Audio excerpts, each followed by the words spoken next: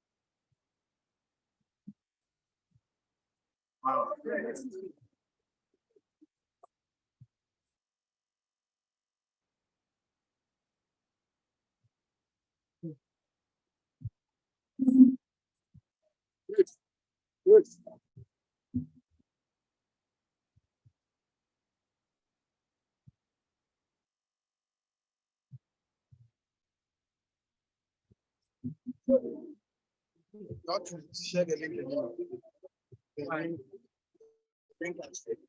That's what is making people not to come.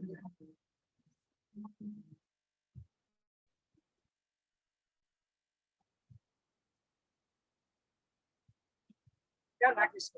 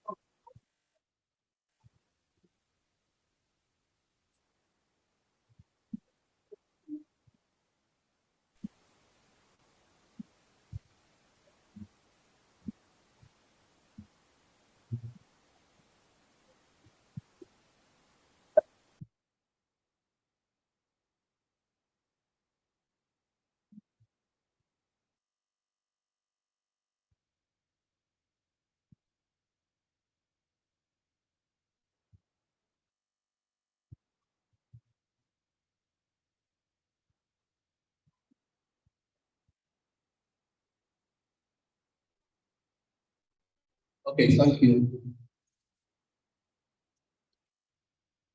Thank you for your patience. So straight away, we start the program.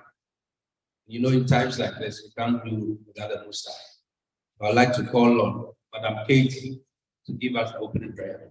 Let's welcome her with a round of applause.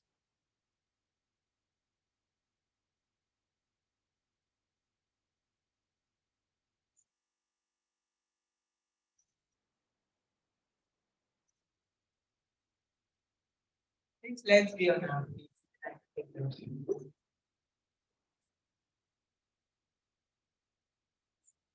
We are praying. Our dear Lord and Master Jesus, we are so grateful to you for a time like this. We thank you, Father, for bringing us together here. Without you, we know this program cannot be successful. We are praying that you be in our midst. We know you are the Alpha and Omega. We are praying that you begin with us and end with us successfully. Let everything be done to glorify your holy name. We thank you, we bless you in Jesus' name. Amen. Amen. Let's say amen again. Thank you. Shall I invite the Aoba President, Mr. Kofi Amwebwa, to give us opening remarks and welcome. Let's welcome him with an round of applause.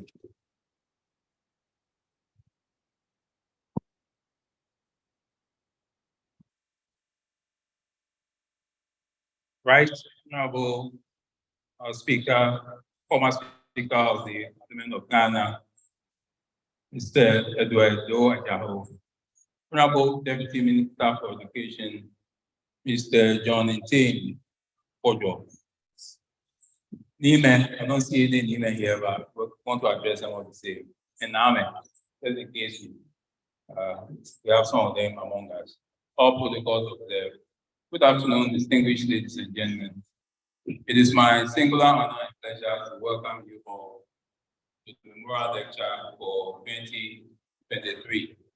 The Memorial Lecture is held once every few years in honor of the memory of our founding fathers, and it gives us the opportunity and the platform to bring on stage one of our own distinguished Lobby as main speaker to address a topical issue of national interest. So lest we forget our forefathers, let's carry the flame and fly the flag high to perpetuate the memory of Konuah, Halm-Addo, Alema, and Awuletey to the glory of God. The relevance of this year's topic, Education 4.0, an imperative for industry, cannot be overemphasized in the context of our current national discourse. Getting our students ready and prepared for the workplace to contribute their quota to the overall national productivity and efficiency is very important and cannot be overemphasized.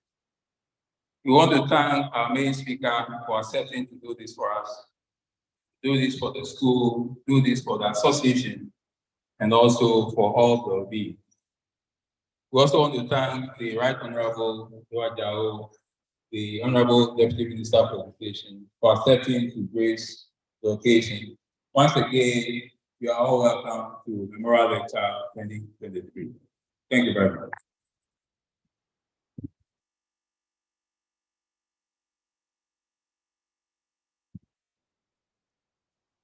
Thank you very much, Mr. President.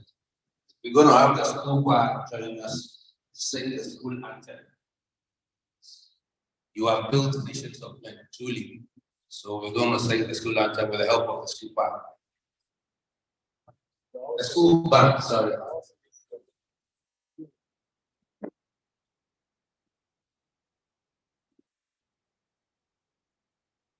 can join if you know the words. If you don't know, don't worry. Just raise your lips and be a part of this. Thank you.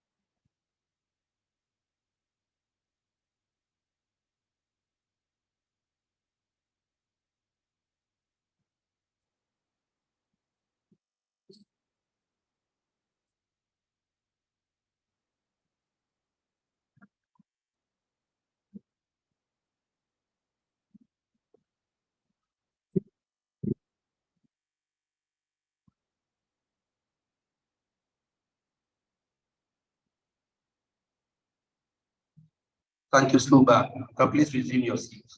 Thank you. Can do it better. Give it up for the school bag.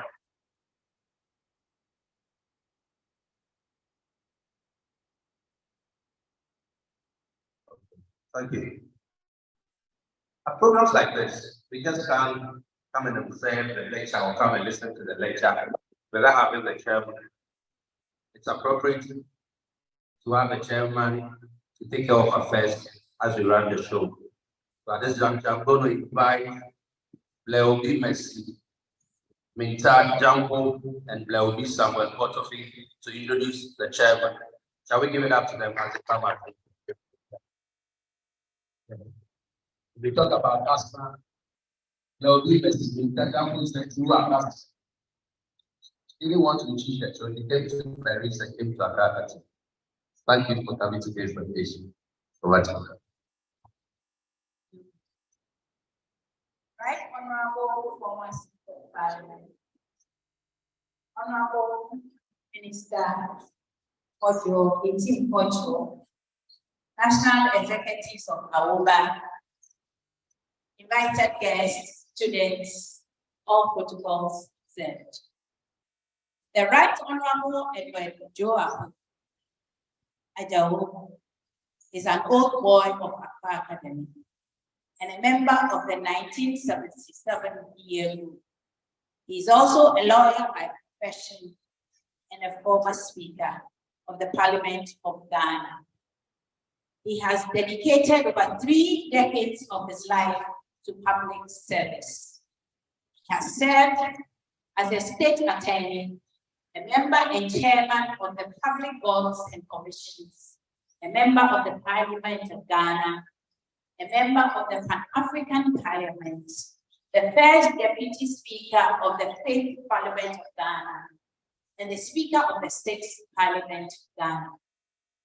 Before turning into politics, he worked as a state attorney in the Attorney General's Department.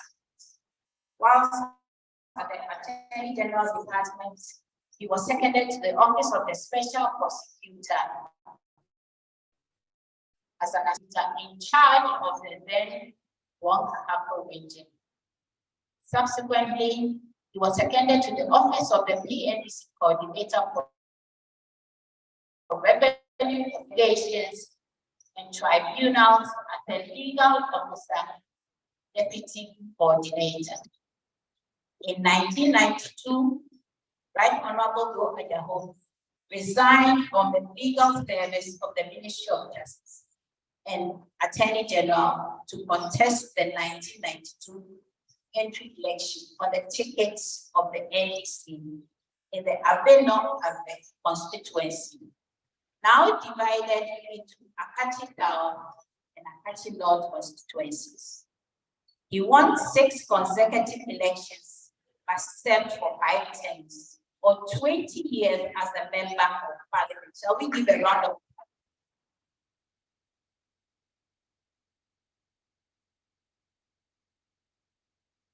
As an accomplished parliamentarian, he occupied the following leadership in Parliament: Majority Chief Whip,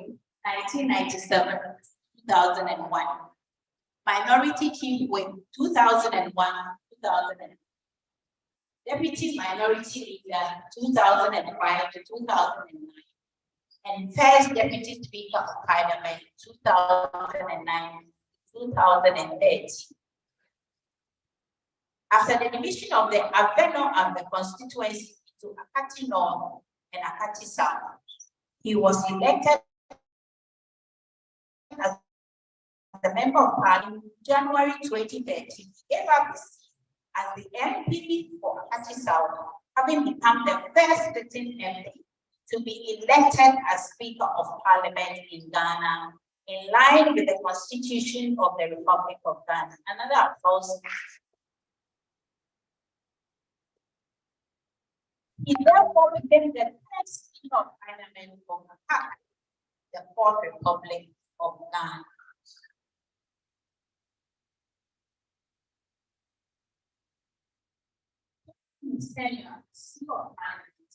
Right Honorable Adjaho was elected as Chairman of the Conference of Speakers, the Commonwealth Parliamentary Association, African Region.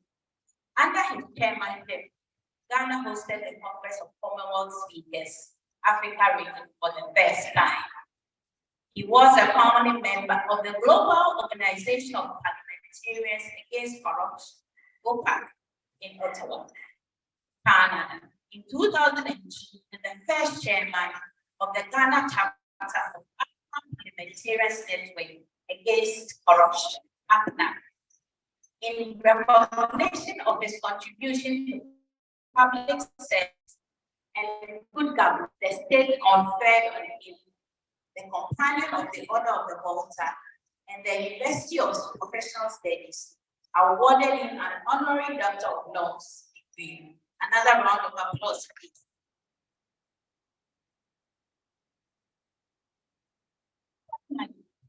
Currently, Right Honorable Adjaho is a senior partner of Adjaho and Adjaho in Antoinette Right.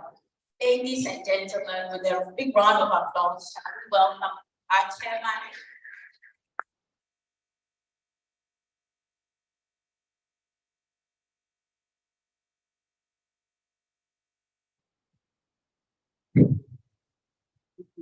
Thank you very much for your kindness in introducing me. The Honorable Deputy Minister for Education, Member of Parliament for Anim South.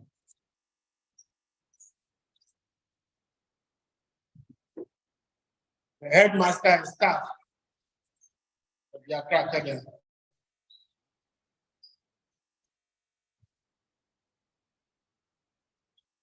Our main speaker, President and Executives of the Old Boys Association of the Accra Academy, past and present students, indeed all old students, ancient and modern. All protocols duly recognized and observed. It is my honor and privilege to be asked to chair the 9th Konuah Halm-Addo Awuletey Alema.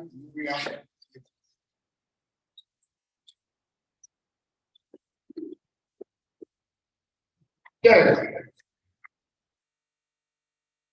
But the way that has no honor in heroes is not well guided. These four men who were the founders of this on 20th July 1931 were all under 30 years. Can you imagine? They were all under 30 years.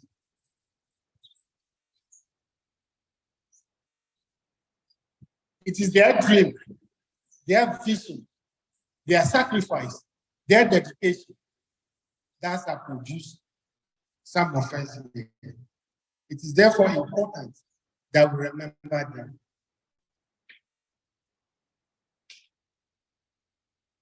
It's important that we honor them. And the essence of these lectures is to remember them and honor them and recognize them.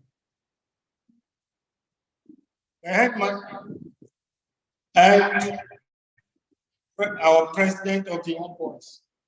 I think the time has come to add our past headmasters who have steered the affairs of this school at this point. They also deserve to be honored, to be remembered, to be recorded. I'm talking about A.K. Konuah. Of course, the first headmaster and principal is part of this lecture. So, talking about A.K. Konuah, talking about J.K. Okai, talking about D.P. Freeman, talking about Mrs. Loco, talking about Fordjour, and all those that came after them. I'm happy students are here. The topic for these lectures is very, very important. And I will urge you to pay attention to it. In Ghana, almost everything has been politicized. So when you are speaking, you have to be very careful. But one fact which we cannot deny is the fact that we are in the digital age. That one doesn't matter whether you are MPP or NDC or CPP. We are in the digital age. And if you want to take advantage and catch up with other countries of the world, then you have to take digitalization seriously.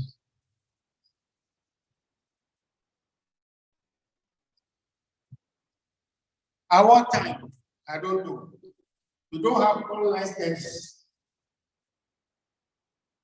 Well, stop, blackboard and chalk.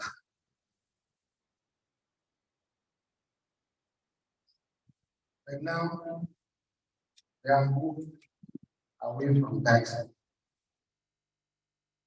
I urge all of you to support me and cooperate with me so that we can have a very successful program. Thank you very much.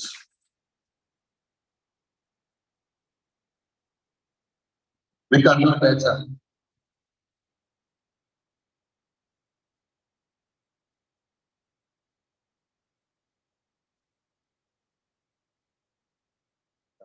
Thank you, Mr. Chairman, for accepting to chair this program. We are so, so grateful. And next on the bill, we're going to take a speech from the special guest of honor, the person of Dr. Fordjour. But then before then, we'd like to know a little about him.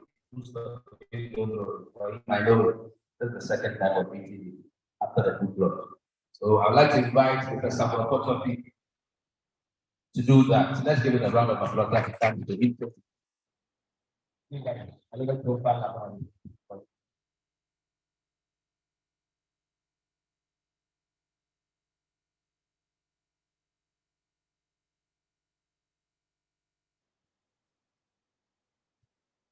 Thank you.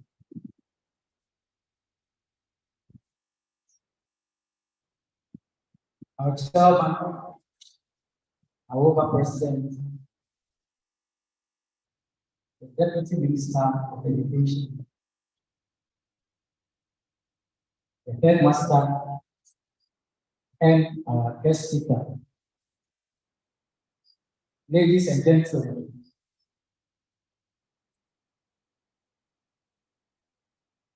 John Fordjour, the Deputy Minister of Education of the Republic of Ghana, and the second-term member of Parliament for Asin South constituency, has a multifaceted academic background in mineral engineering, economic policy management, and foreign policy. He has creditably acquitted himself as a legislator with a power record of sterling mind career and entrepreneurship. Born in Konuah and raised in the same village till the age of 16. John in Team Fordjour studied science to the George Grant University of Mines and Technology, UMaT, at age 17, where he graduated with a bachelor's degree in mineral engineering at age 21. Shortly after national service, young Fordjour began his mining career as a senior training officer in charge of learning and development administration at Goldfields Ghana Limited, Accra. Fordjour rose quickly to the role of human resources superintendent of the biggest service mine in West Africa at age 24, where he practically managed the human resource function for a mine of 500 employees. He, among his students, his leadership in the delivery of owner maintenance project work, a major change management project coordinated in the setting up of newly established heavy maintenance and equipment department with 485 expert trained in critical data. John in Team Fordjour has a Master of Arts degree, MA in Economic Policy Management from the University of Ghana,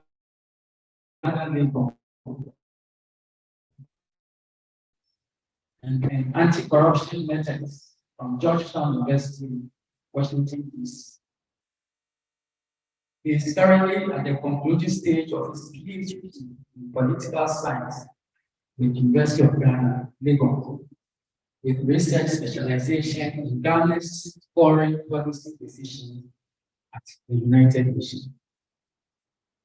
In the 8th Parliament, Team Fordjour serves on the Appointments Committee and Foreign Affairs Committee. He was the chairman for the Ghana-Canada Parliamentary Friendship Association and served as the vice chairman of Parliament's Standing Committee on members holding offices abroad, as well as member of Foreign Affairs Committee. Our special guest is a minister of the gospel and serves as a senior pastor of BBCI Higher Heights Sanctuary, East Legon. He is married to the beautiful Tracy and blessed with 3 kids. Ladies and gentlemen, let us put our hands to welcome our special guest.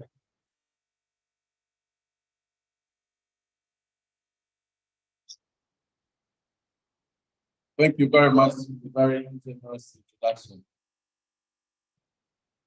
The Right Honorable Speaker of the State Parliament of the Republic of Ghana, the youngest Speaker of Parliament in the Fourth Republic, the Venerable Philby, chairing this occasion, highly respected statesman, the Right Honorable Adjaho, Global President of the Old Boys Association, Accra Academy. I'm told that we have some old boys who are girls. Mr. Kofi Amwa, the guest speaker for this occasion will be Richard Osei, my good friend, who is very versed in the field that is going to deliver, and my very good friend, the headmaster of the school, Mr. Awuletey, distinguished alumni, dear students. Indeed, it gives me great honor to be here to join this lecture, which goes to honor founding fathers of Accra Academy, and also go to significantly touch on very notable issues for nation building and for our socio-economic development. There's no way I could have been this afternoon than to be here to hear keenly what my good friend Richard has to share. I have had the opportunity of sharing platforms with him. He has been a key special guest and keynote speaker to many of the forums that the Education Ministry held.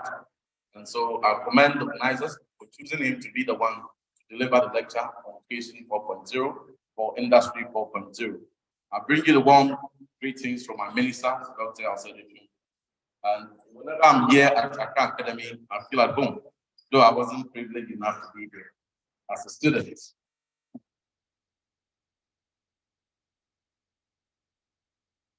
This is a very important subject, and that is why I'm keenly going to be seated here and to take as much point as possible, even to guide our policy formulation and investments. In the year 2020, the Education Commission considered a report and stated that if nothing changes by the year 2030, nearly 125 million young people across the world are going to reach adulthood without the skills needed to thrive in today's world. And now the world is fast changing. So much as we are preparing the young people to thrive in today's world, technology is fast pushing us to tomorrow. And so we cannot wait even to prepare people to be ready for tomorrow. It is sad to go through the education system right from KG, many years, about 16 years, get complete university, only to be told that the certificate you have acquired, the diploma you've been awarded, the degree you have obtained, and the skills that you have received by your academic training has little relevance in the place of work and the marketplace where you are needed to be employed. And therefore, it is important that we align every aspect of our education system to be responsive to the skills that are actually needed in the workplace. Industry is changing. All the changes that are happening in there, a good friend will delve into that.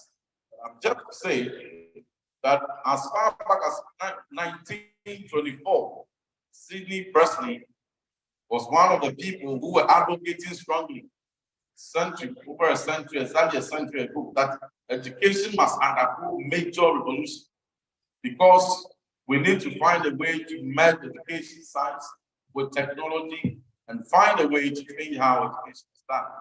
In my village in Konuah, where I had most of my education, we had to sit and ensure that you see the board and see what the teacher is writing. And our job was to memorize and remember what we have been taught and reproduce it when the end of the term exam. So the smartest kid in the class will be the one to the most important. But the world has changed because that is not what we need. We don't need people that are taught to remember. We need people that are taught to think and to create. And so when the World Economic Forum brings out the research, UNESCO have also done similar research and inform us that there are certain jobs that are fading out. There are many jobs that are about 62% of the jobs that people currently in primary are aspiring to do will be replaced and will be automated. It must occasion a major revolution. But in all these replacements, there are some skills that can never be automated. There are some skills that can never be replaced. Those are the skills of coding. Those are the skills of critical thinking, collaboration, and then creativity, collaboration, critical thinking, communication, and collaboration. These skills cannot be automated. And those skills must definitely find space in our education system, right from the basic, the foundational level to the tertiary. So sometimes you hear that we are building some new STEM schools. We are introducing some tablets in schools. And then some may argue that, okay, so why don't you wait until you fully address all your fundamental education infrastructure problems at the basic levels and the secondary levels and all these levels before you introduce some of these things? And the answer is we wish that as a nation we have the luxury to wait until we're able to address fully all those issues. We must leapfrog. No nation is waiting for us to catch up. They are moving as we want to catch up. So the only option we have is to leapfrog. To leapfrog equality and to leapfrog our education reform so that we will have relevant education that is responsive to the changing technologies that is moving the world. Such that the child that is trained will have the skills, the confidence, the ability to competently compete with any other person studying any part of the world. So I'm excited to be here. This is where I'll pause and to keenly listen to my good friend Richard on the great stuff he has for us. I wish you successful celebrations. Wish you successful entire. Thank you very much. God bless you. Thank you very much. In this difficult time, you can't have this program. So let's give it up.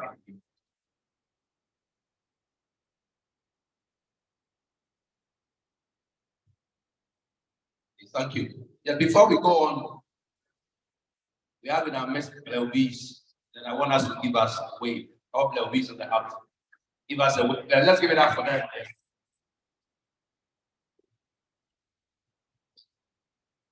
You have teachers of Accra Academy also here. So by answer that. All right. Then I only I always not go without them. So we have reps of St. Mary's, small guy in the house. Let me see you there. Give it up for them. Thank you all for coming.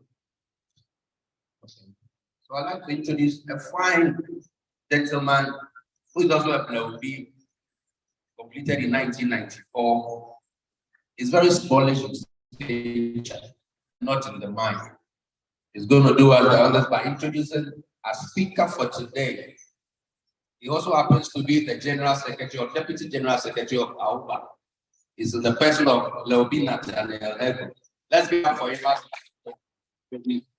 The main speaker for today. Let's give it up for him. Don't mind the side.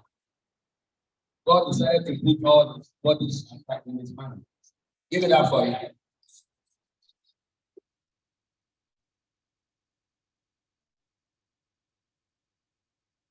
Thank you very much.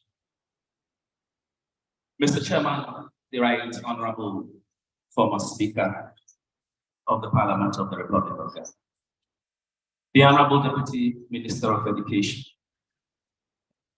indefatigable President of the Accra Academy Old Boys Association, the Headmaster, invited and distinguished guests, ladies and gentlemen. I acknowledge with humility the privilege to introduce to you the person at whom we are gathered this afternoon to facilitate talk in the area of in contemporary times. He is a man of many paths and whom I have known for a long time and therefore can say a lot more about. However, in yielding to the constraining weight of time, this assessor of the personality to whom we shall all join to lend our attention for the next few minutes. The product of the Accra and originally trained insurer in exposure insurance entities in the UK, such as Aon Risks, the Miller Insurance Group, and North Union, all in the UK. Locally, he is a director of Coronation Insurance PLC for the Wapi Insurance. An avowed disciple of entrepreneurship in thought, in word,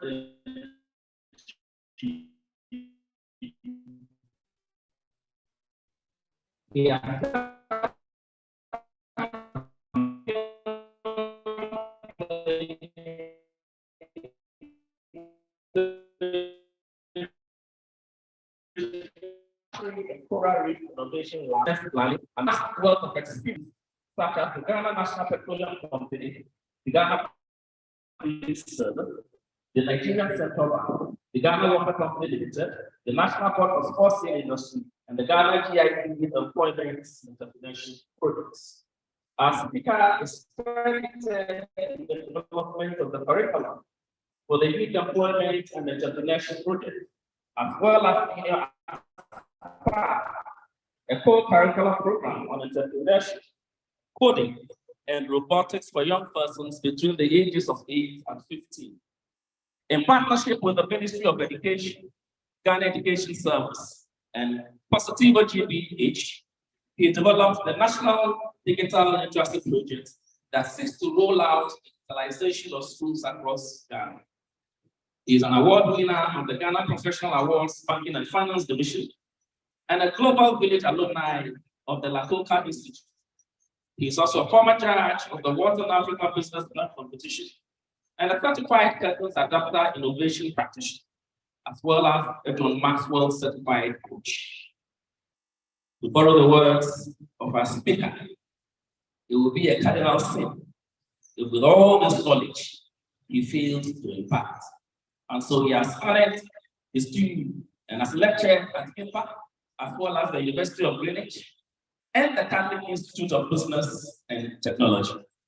I have not ventured into the area of businesses he has established, but suffice it to say that in keeping with my promise of a summary, ladies and gentlemen, I have the honor to introduce to you Mr. Richard Osei, Anim, our speaker. Thank you very much.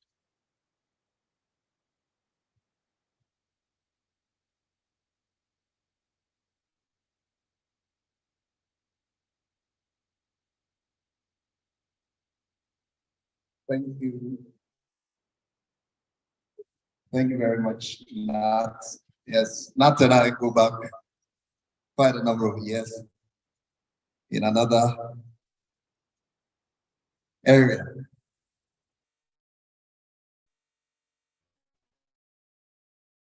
Mr. Chairman, right, Adjaho, our special guest of honor, Honorable John in Team Fordjour, Mr. Hedbaoba, fellow Blow B, my Blow 91 mates, Akasma, distinguished ladies and gentlemen, I'd like to express my profound appreciation for this opportunity to have a conversation with you today, a key issue confronting education.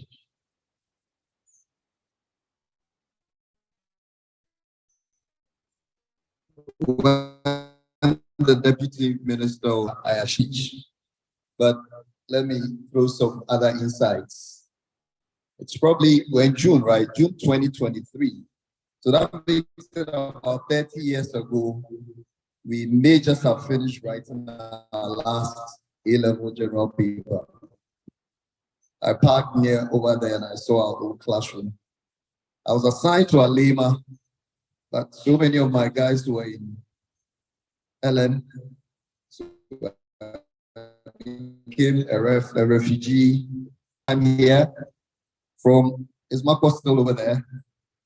Sebubi, I understand is still in business. In Bambro, in Tako, Pamfest, and all the activities. We got ourselves involved in here. My year group, Below 91, donated a new science lab last year, which is testament of our unflinching support to the progressive ideals that established this fine institution. It's always a pleasure and a privilege beyond description to keep coming back to serve good old Accra. Our focus today is on the theme Education 4.0, an imperative for Industry 4.0.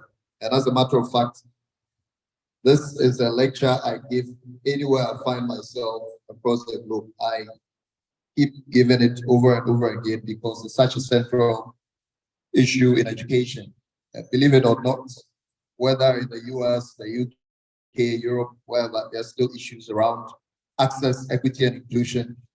And one of our firm and core values as a firm is to help prepare our students to be fit for purpose for the future of work in the fourth industrial revolution.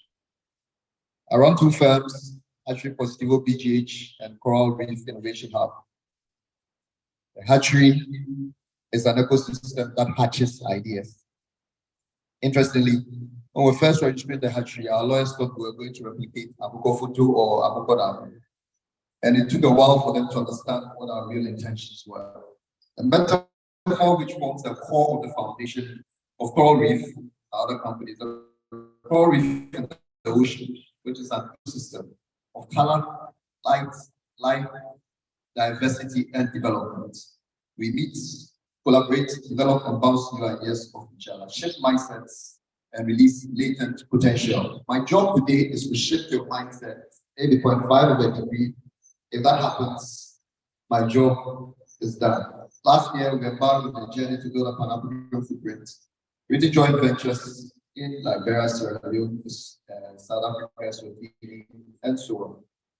It's an excellent, or there is an excellent and audacious method for our madness as a young, abrasive, and daring team. Now, my key question to you, think about it, we'll revisit it when I finish the lecture. What would you do if you woke up one morning and your job had been replaced by an algorithm? What would you do if you woke up one morning and your job had been replaced by an algorithm? Just hold that thought. I'd like you to suspend judgment, avoid premature evaluation as I share some insights from our work in education for the last few years. Let me walk you through a global context, explore what is happening across Africa, and drill down to a granular level to Ghana and what can be done here in Accra. Before I delve into various contexts, let me define a few concepts. So the first industrial revolution was around 1750 to 1800. You saw the introduction of spindles, steam, and motor ships. Between 1800 to 1850, railway passengers, railway freight, telegraph, steel, telephone, mail. 1850 to 1900, second industrial revolution. Truck, bus, electricity, aviation freight, aviation passengers, tractor. Between 1900 to 1950, electric furnace, fertilizer, harvester, a kidney transplant, oxygen furnace, all happened around 1950. Fast forward to 2000, PCs, cell phones, internet. Between 2000 to 2023, see the phenomenal progress industry has made. So we're in the fourth industrial revolution. What is it about? If you're around 2000, if you had to get a SIM card, there were long queues around the block. And now, 23 years later,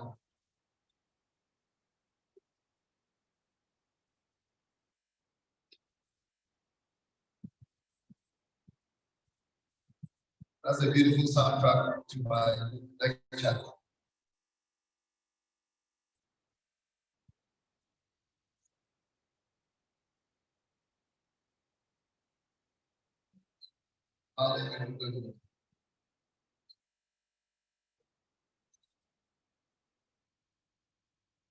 What is the fourth industrial revolution? This current revolution is driven by the following: autonomous robotics and groups, simulation and modeling, distributed systems information, IoT, Internet of Things, information and cybersecurity, cloud and mobility, artificial intelligence and machine learning, virtual reality, mixed and augmented reality. ChatGPT is taking center stage over the last 6 months. And if you talk about AI, there's been elements of AI around us for many, many years. ChatGPT brought it to the fore. Your phones, some cars, and so on, have had bits of AI embedded in them. ChatGPT, the last, has spurred a new industry. Prompt engineers, those who write prompts for ChatGPT. The going rate for a prompt engineer now is $350,000 with very limited IT background. In the fourth industrial revolution, the world has gravitated towards the integration of technology to bring you knowledge. These are the factors at play in the changing nature of work. Widespread automation disrupting industries and creating new ones. New technologies transforming day-to-day life, creating new lines of business.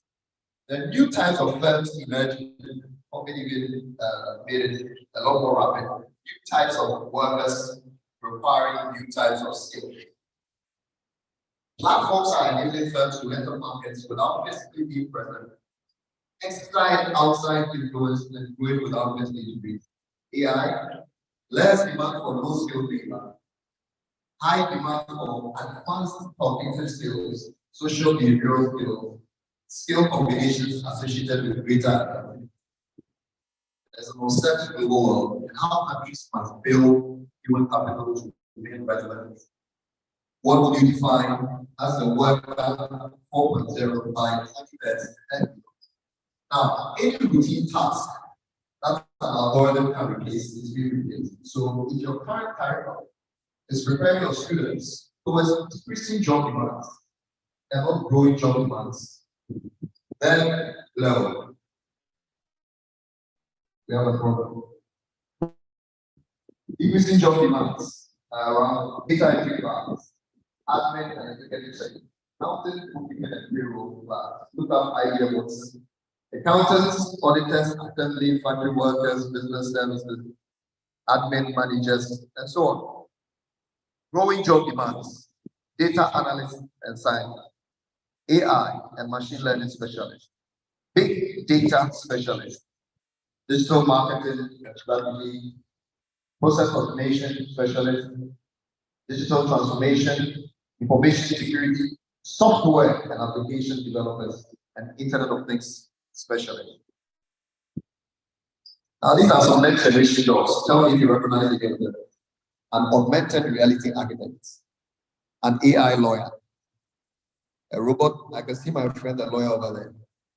Robot force promoter, human organ engineer, a 3D printed clothing designer, a nano medical engineer, weather design engineer, 3D printed food biochemist, human technology integration, autonomous transportation specialist, a drone fleet on demand, memory augmentation specialist, robots designer. This quote by Richard Riley. We are currently preparing students for jobs that don't yet exist, using technologies that haven't yet been invented in order to solve problems we don't even know are problems yet. The global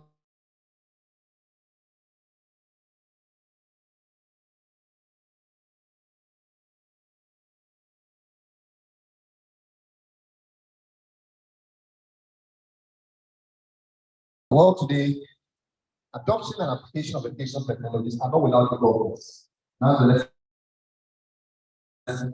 various focus there is challenging to reach the full potential to capitalize people access for us. Three key words guide what we do: access, equity, and inclusion. We actually deploy smart lab on the farm. 100 kits of farmers in the world. These kits have never touched any device. Within 6 months, we were coding and celebrating the works. Next month. African context. And this is where my dear students, you pay rapt attention. According to McKinsey, the World Economic Forum, the World Bank, close to 85 million people will be needed to fill new technology roles in the next decade by 2035. Africa, by extension Ghana, have the potential to solve this huge challenge. Why? Because we have the fastest growing, most youthful population in the world compared to a declining global workforce.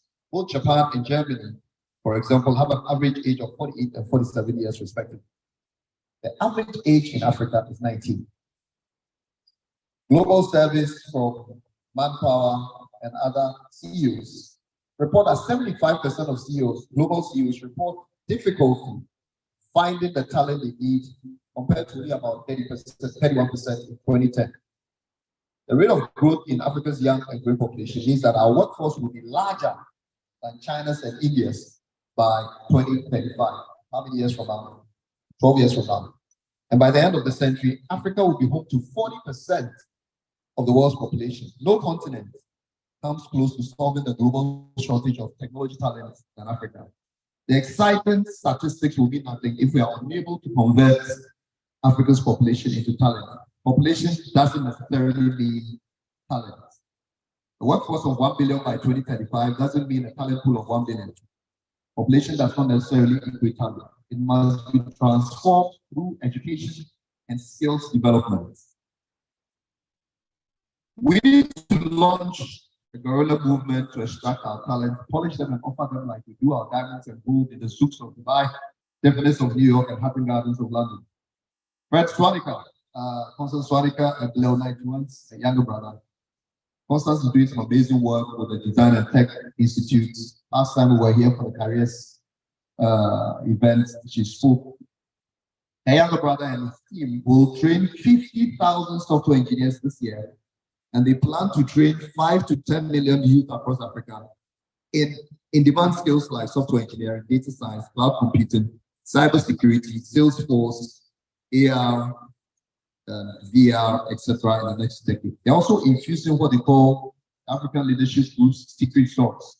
Critical thinking, ethics and values, collaboration, communication, leadership, project management, etc. into the tech talent they're developing at a scale.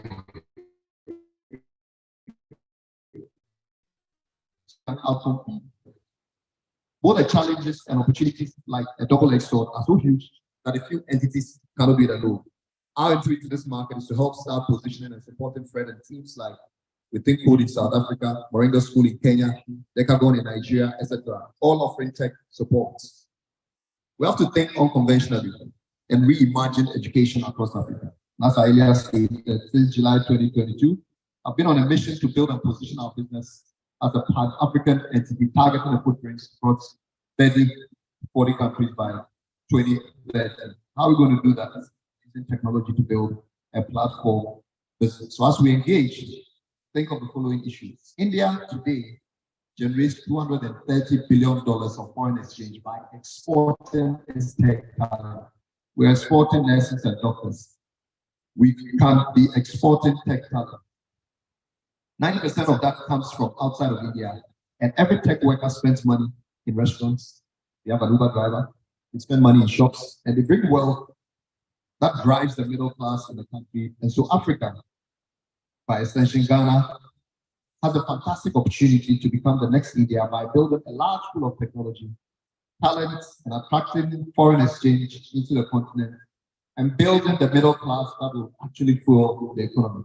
How do we make Ghana the next India or the next China with a talent to power economies? How do we solve our big challenges around healthcare, climate change, agriculture, infrastructure, and education? For Ghana and developing countries, we are constrained by infrastructural challenges. The integration of technology and education, even though an uphill task, presents opportunities to refocus investments so that we design and equitably deploy solutions for inclusivity, regardless of location and status. According to education, currently around 7 million students in the public school system, private school system. Ghana's education strategic plan outlines the importance of the private sector in supporting government to deliver, in particular, finance education services. COVID did a number on us, but the Ghana Beyond Aid Charter and Strategy document describes a core focus ICT applications that take advantage of the rising level of education. It also states that Ghana will be an active player in ICT and in the fourth industrial revolution. That's the document states that by 2028, Ghana will have leveraged its abundant human talent to become a leader, at least in Africa, the digital economy. It will have created a technology subsector that produces innovative applications, software, generated productive employment with high incomes market, provided solutions for technological problems in many areas of it, and also contributed to services, exports, such as business process outsourcing and top presence. When the large database was put together, the national ID. The national ID, think about the national ID system, SNIT system, electoral system, NHI. This is a large pool of data that needs to be managed by someone. So clearly, data specialists are important. Having put together these large databases as a result of digitalization, our focus will now turn into earlier to data analytics, through big data, artificial intelligence, machine learning, to provide solutions to these challenges we need. So government, institutions, UNICEF, and so on I've been speaking the right kind of words, right tone. But according to UNICEF, the top 4 skills needed to succeed in the 4th industrial revolution is also around complex problem solving, critical thinking, creativity, and people management, analytical thinking and innovation, active learning and learning strategies, complex problem solving, technology use, monitoring and control, leadership and social influence, resilience, stress tolerance, and flexibility. The schools of the future, it outlines a new framework for defining quality education, social reform. It says each teacher to systems and programs pioneering the future of education. It's a powerful operation for driving holistic and transformative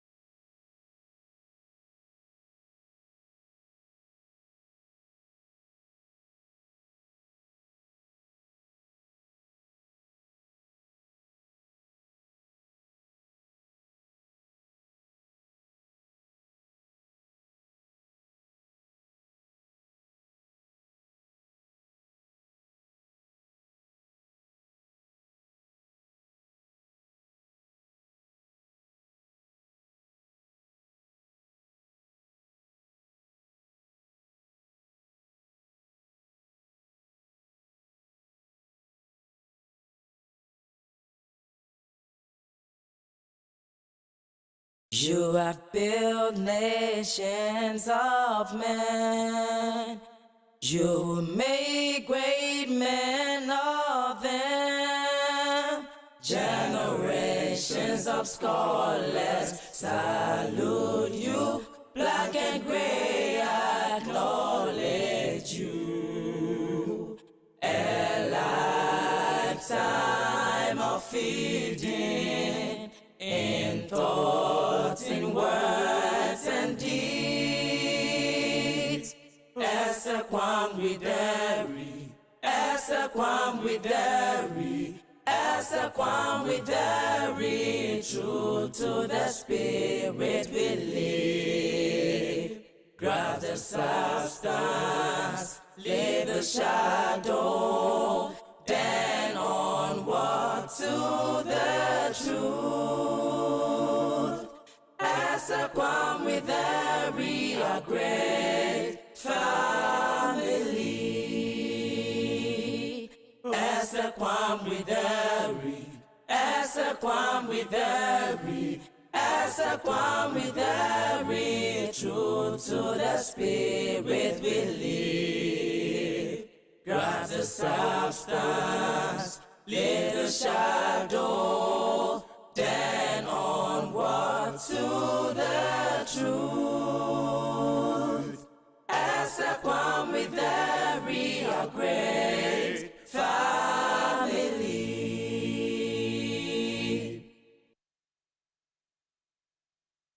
You have built nations of men. You made great men of them. Generations of scholars salute you. Black and gray acknowledge you. A lifetime of feeding in thoughts, in words and deeds.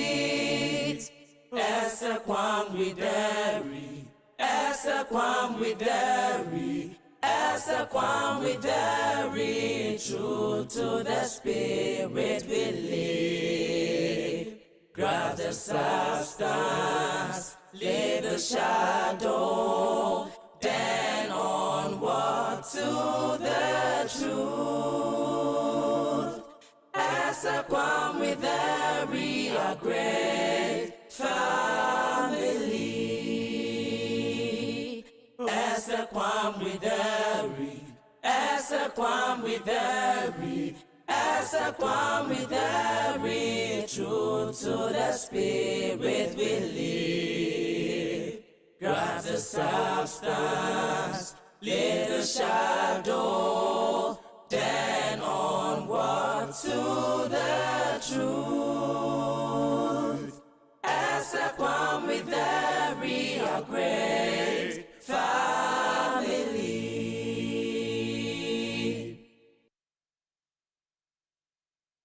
You have built nations of men. You made great men of them. Generations of scholars salute you.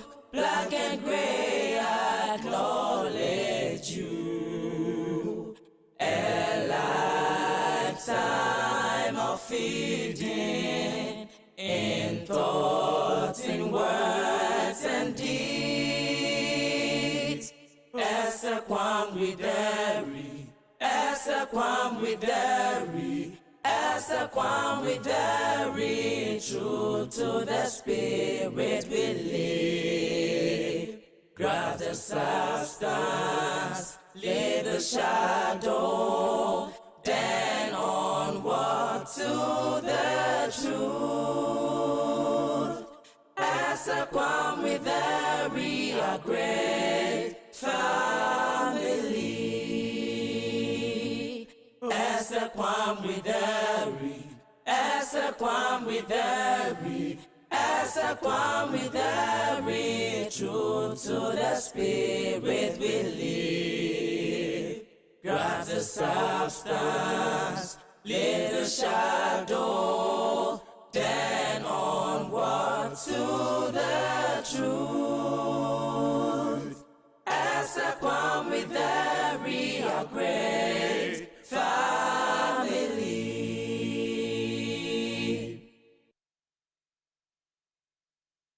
You have built nations of men. You make great men of them. Generations of scholars salute you. Black and gray acknowledge you. A lifetime.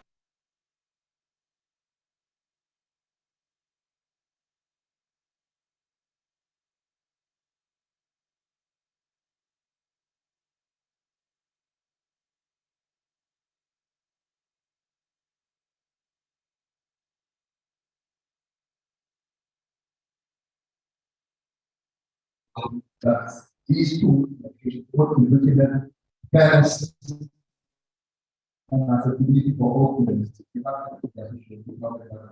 Yeah, technology open line, and another policymakers must be able to reference to keep about and the concept of AI education.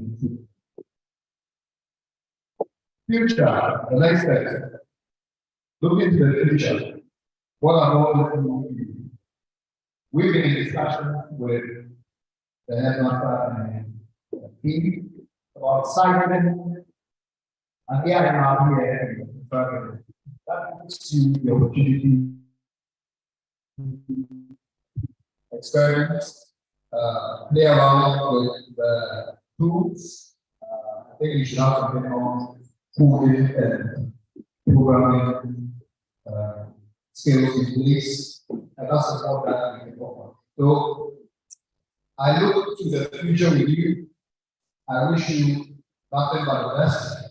I hope this has given you some food for thoughts in your choices as far as your career is concerned, or your career are concerned. And we look forward to engaging further to make sure that we contribute to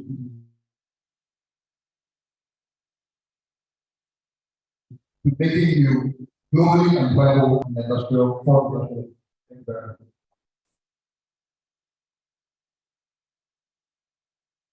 Thank you very much. Thank you.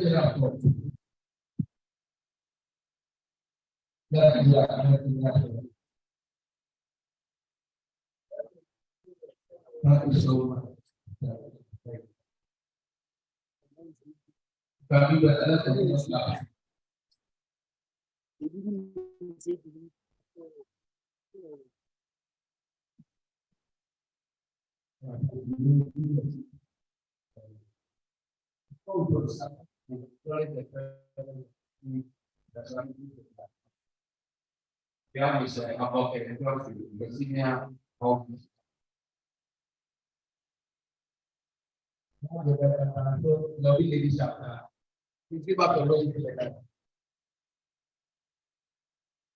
We have Madam K.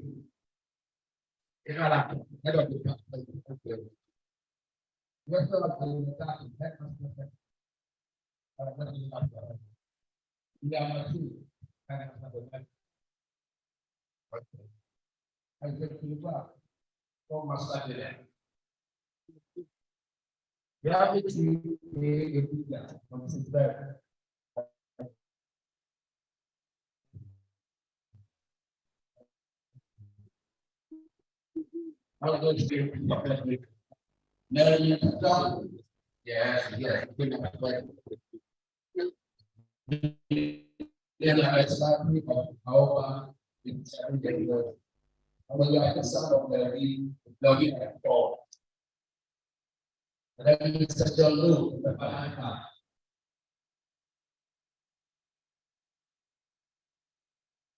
Yeah, probably we have our area.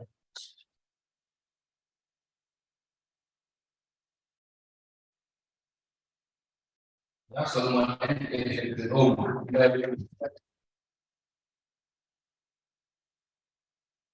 When you take a leader, I continue to take it the next time. So I can take the chairman, the headmaster is the man, sorry. Is that the man? That's the right.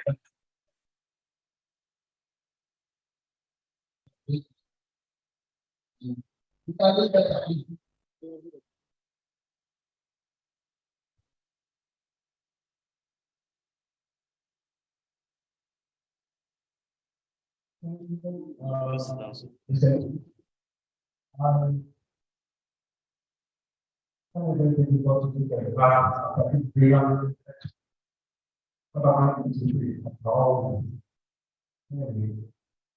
the sake of that,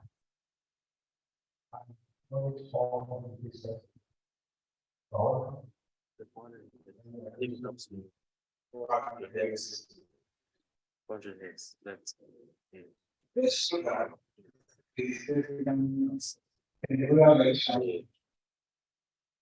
for our community partners, they want that the secretary and chief of us to the about the king, I think you are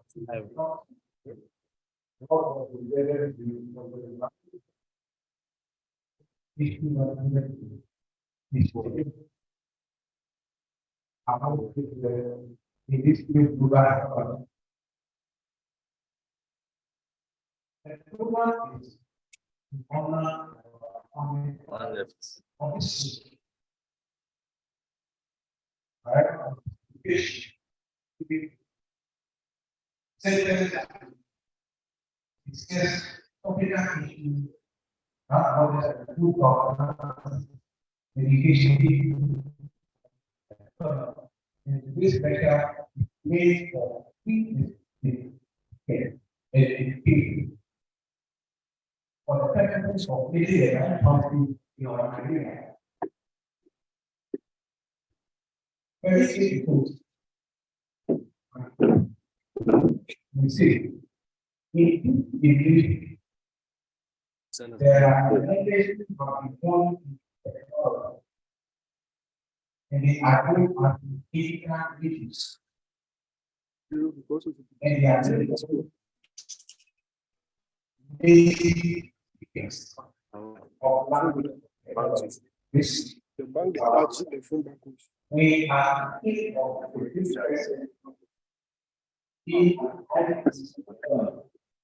it is because of this new program human impact and the cost of the obligation forward the second acting economy.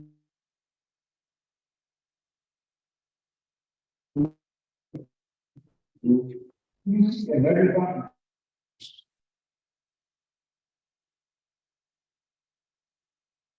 and this will be difficult using technology. My honorable minister of education, Dr. Osei, has taken a step to get innovation and to prepare the message. As part of this positive change, a new curriculum has been designed to take off in 2024. Before the takeoff period, the national rollout of professional learning committee aimed at strengthening teachers' understanding and adherence to the national teacher standard to prepare teachers for the introduction of the new secondary education curriculum. The training is to support and equip teachers, and if you hear the presentation, he hammered on preparing the teachers to bridge the gap between the old and the new economy, global economy that we find ourselves using technology. So the teachers are being trained to equip themselves with the technology, with the language you understand. The language is the native language you understand, which is technology.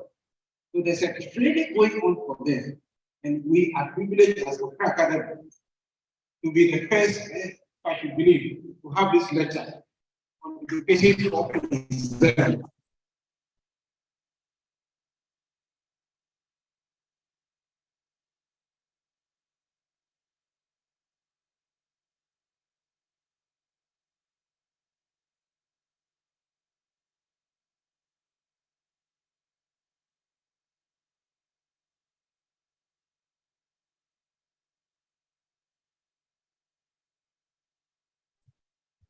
The confidence schools generally have to identify the person is still developed. And he mentioned them. I thought he was reading a script. And they are creativity, the forces, creativity, critical thinking, communication, collaboration. He has explained all of them. Why digital integration is also fundamental and top of investment education? It is not enough to simple add technology to the development, but technology must be used strategically and immediately. So it is not enough with a school or including technology.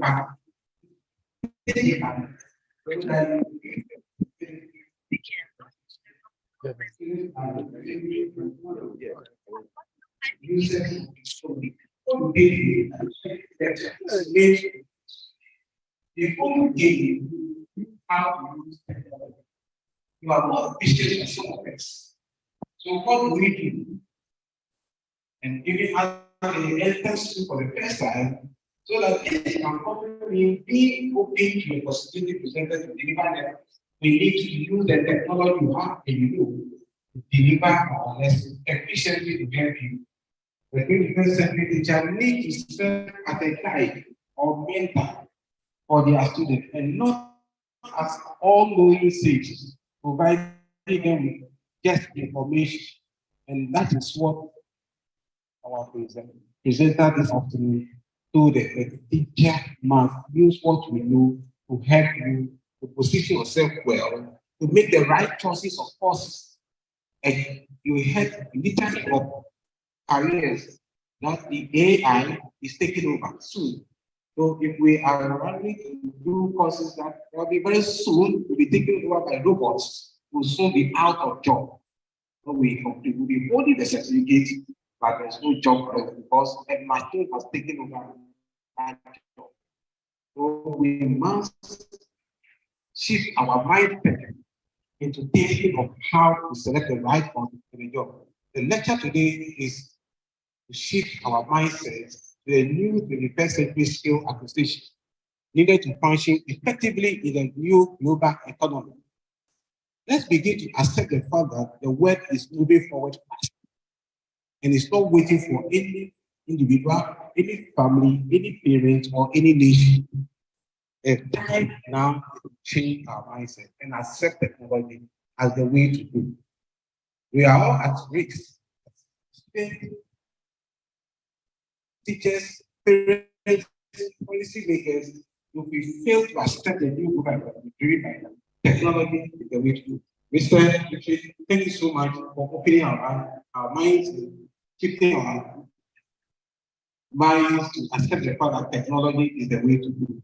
And Honorable Minister, I'm a witness and a participant in the new paradigm of the Senate. So I know what you are doing to help students take up this new. Thank you very much. Thank you. Thank you very much. Thank you. Thank you. Thank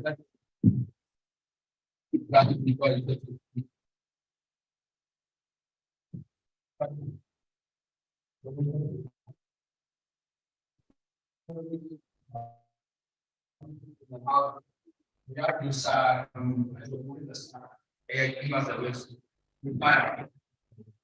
yeah, is the loss level is we are all seeing from Olga. What is that we are doing? Is let's get out of this. Just what the other said. That is profile. That was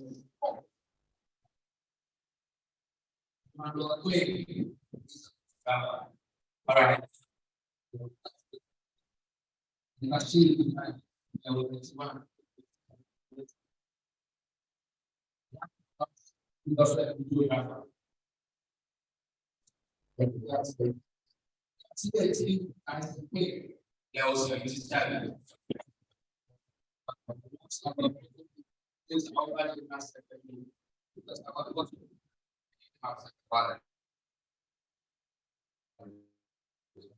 And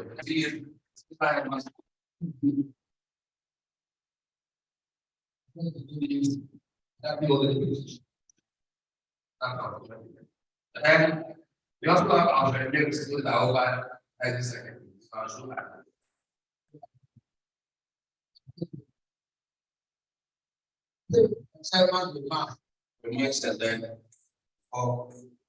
Closing remarks. Okay, but before in terms of back, not to inform you that this program is very live. Then there's no link. We have this fire here, it's back. Remember whatever you say or you capture on the screen. Thank you. As you.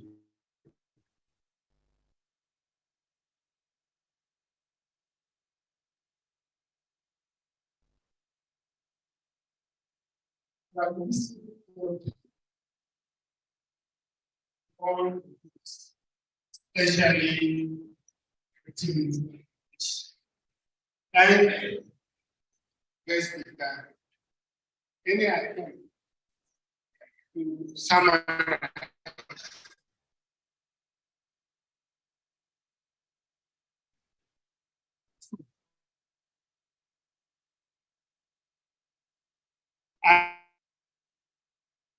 I think they are top of their brief in press with his delivery. The headmaster was the icing of the cake. Right?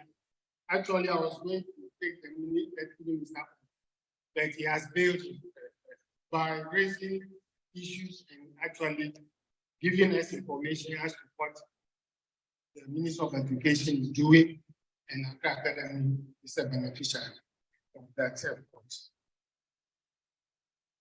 The main speaker, very thought-provoking, and it is thought-provoking.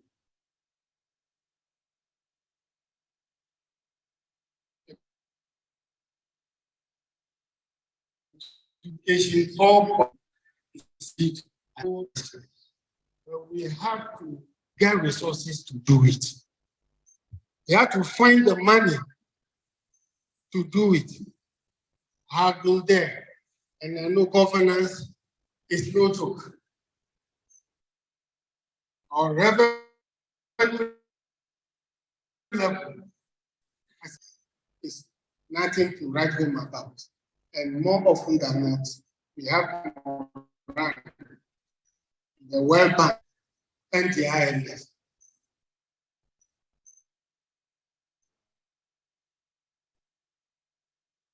Be lesson. How can we make these brilliant ideas? How can we catch up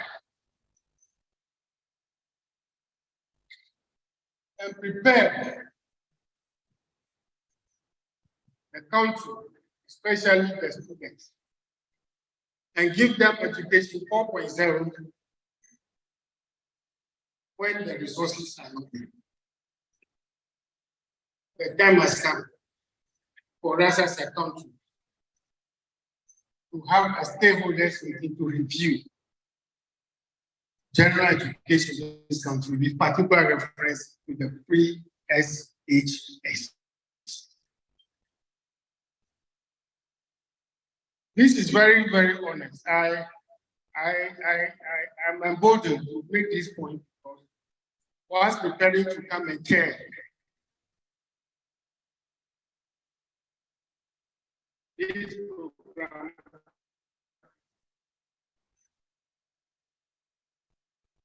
the favorite point of the first principle of this KG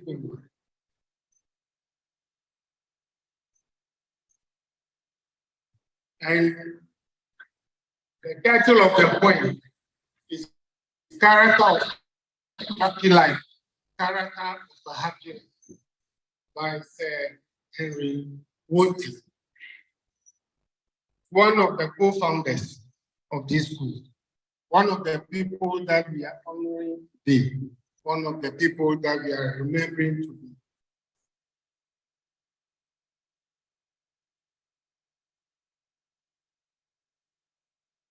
And it goes like this.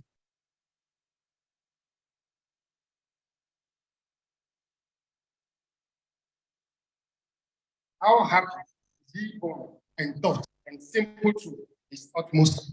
So my honest thought is that the time has come for us to review the SHS. This is so we can free resources and divert them to digital areas of them.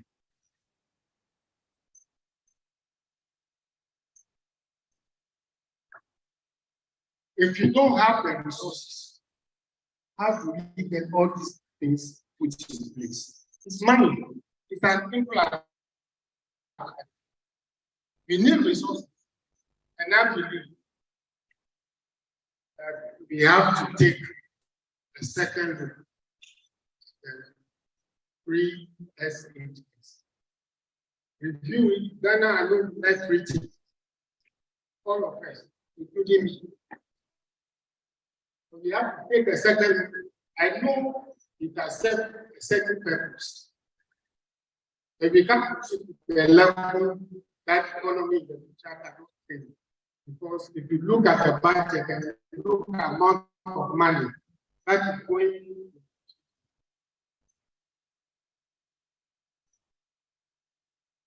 under the free SHS program, you will see that if that money is released for other purposes, we can make, for example, my humble thought is that let everything be free.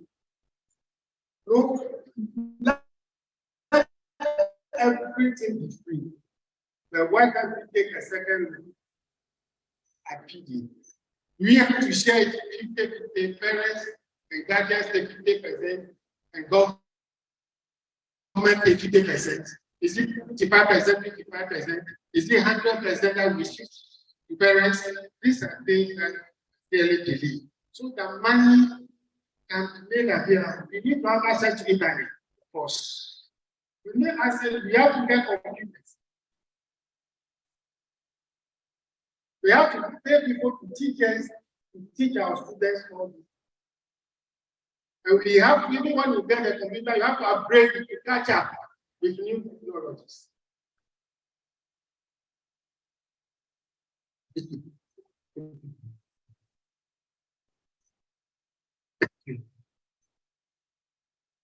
My president, my place, slept in that will be home. Now Awuletey.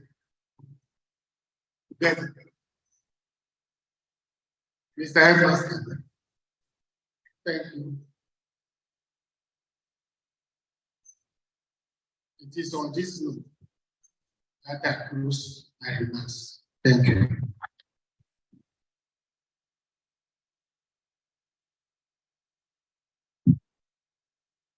Please continue. You can do better than this. Thank you so much, Thomas, and the chairperson for this occasion.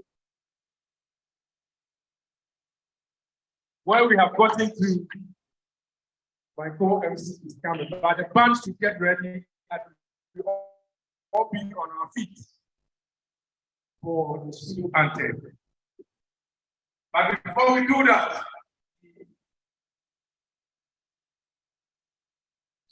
the MC will play the song. Thank you. Oh, please take your seat. Please take your seat. Sorry about that. But before we take, then we can to see a very big sandwich guest active.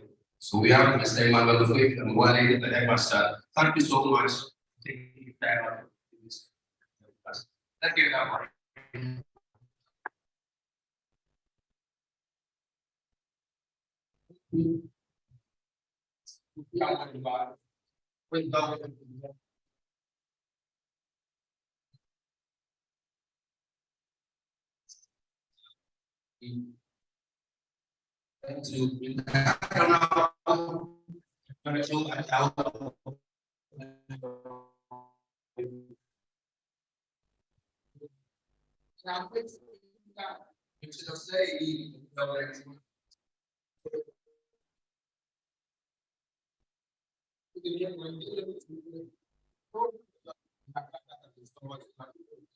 Yes, only 2 years of school.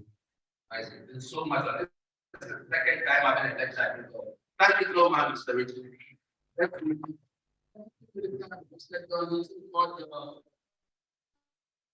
Thank you so much. If I went ahead and said, I'm very wonderful. Thank you. Thank you.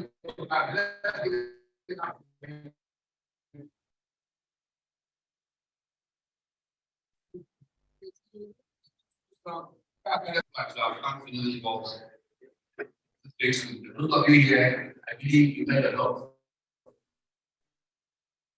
Up to you. Pick up. You look at some past. All right, so we're going to take the song and I can you.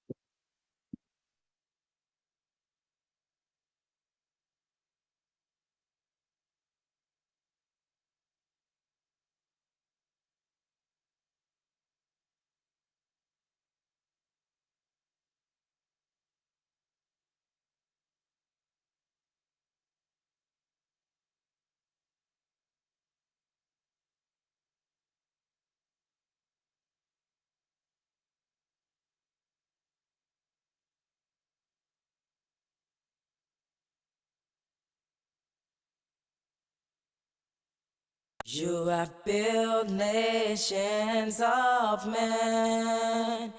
You made great men of them. Generations of scholars salute you. Black and gray acknowledge you. A lifetime of feeding in thoughts, in words and deeds. Esa kwam wideri, esa kwam wideri, esa kwam wideri. True to the spirit we live. Grab the substance, leave the shadow, then onward to the truth. As a kwam with every a great family.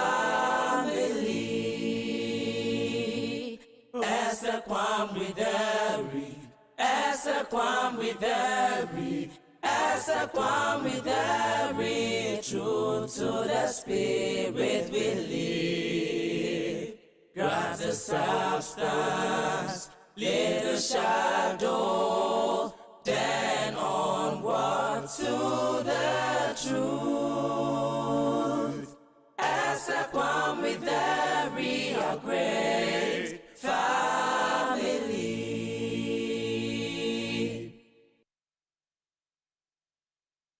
You have built nations of men.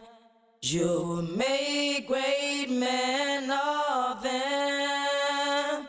Generations of scholars salute you.